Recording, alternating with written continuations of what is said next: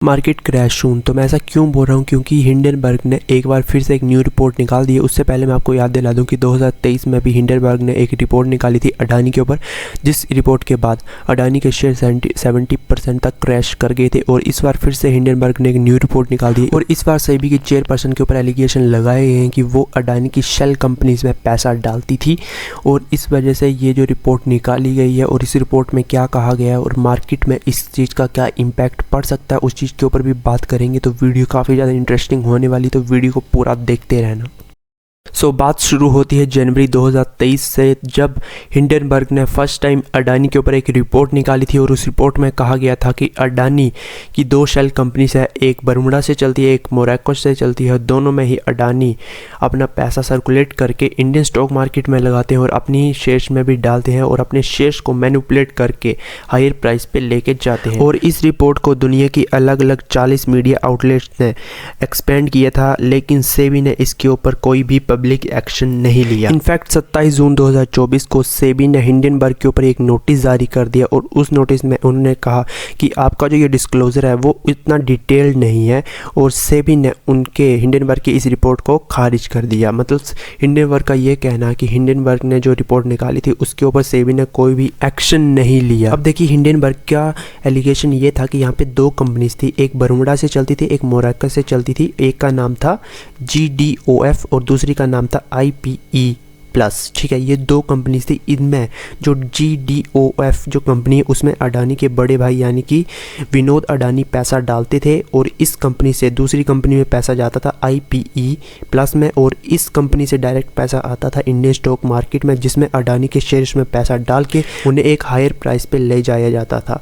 इस तरह से ये काम चलता था। तो अब हिंडनबर्ग का ये एलिगेशन है कि ये जो दोनों शेल कंपनीज थी, इन दोनों शेल कंपनीज में सेबी की चेयरपर्सन महदबी बुच और उनके हस्बैंड धवल बुच का भी पैसा इन्वेस्टेड है। फॉर एग्जांपल IPE प्लस में इन दोनों का अकाउंट 5 जून 2015 को ओपन किया गया था और उसकी डिटेल भी है। ठीक है, और यहाँ पे साफ लिखा गया है इन दोनों का नाम, इनकी ID number, date of birth, contact number, nationality, मतलब सब चीज़ें यहाँ पे दी गई हैं। इस पूरी डिटेल को आप लोग खुद भी रीड कर सकते हो। लेकिन इस कहानी में असली ट्विस्ट आता है 22 मार्च 2017 को, जब धवल बुच के द्वारा इस कंपनी को एक ईमेल जाता है जिसमें कहा जाता है वो और उनकी वाइफ का इस कंपनी में एक जॉइंट अकाउंट है जिसका सारा स्टेक आज से धवल बुच के नाम पे ट्रांसफ़र कर दिया जाए। अब ऐसा इसलिए किया गया क्योंकि महदबी बुच को अप्रैल 2017 में as a whole time member SEBI में ज्वाइन करना था, इसलिए उनका जो सारा स्टेक था वो उनके हस्बैंड के नाम पे ट्रांसफ़र कर दिया जाए ताकि आगे चल के उनकी वाइफ को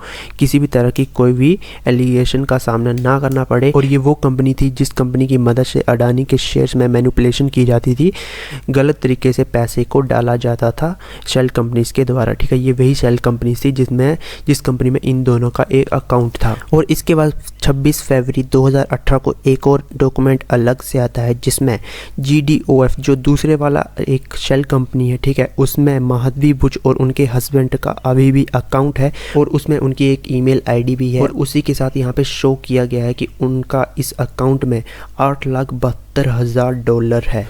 इस तरह के एलिगेशन हिंडनबर्ग के द्वारा सेबी की चेयरपर्सन महदबी बुच के ऊपर लगाए गए हैं और उन्होंने इसके ऊपर पूरे प्रूफ्स भी दिए हैं। इस डॉक्यूमेंट का जो मैं लिंक आपको डिस्क्रिप्शन में भी प्रोवाइड कर दूंगा, आप वहां पे जाके इसको खुद भी रीड कर सकते हो। अब समझते हैं कि मार्केट का इसके ऊपर क्या इम्पैक्ट पड़ सकता है। अभी समझो कि ये जो एलिगेशन लगाए गए हैं वो सेबी की चेयरपर्सन के ऊपर लगाए गए हैं। सेबी इंडियन स्टॉक मार्केट की रेगुलेटरी बॉडी है। ठीक है, जब Indian stock market regulatory body के ऊपर ही इस तरह के एलिगेशन लगाए जाएंगे तो जो इन्वेस्टर्स होते हैं उनका विश्वास सेबी से उठ जाएगा एंड जो फॉरेन इन्वेस्टर है उनका भी विश्वास सेबी से उठ जाएगा।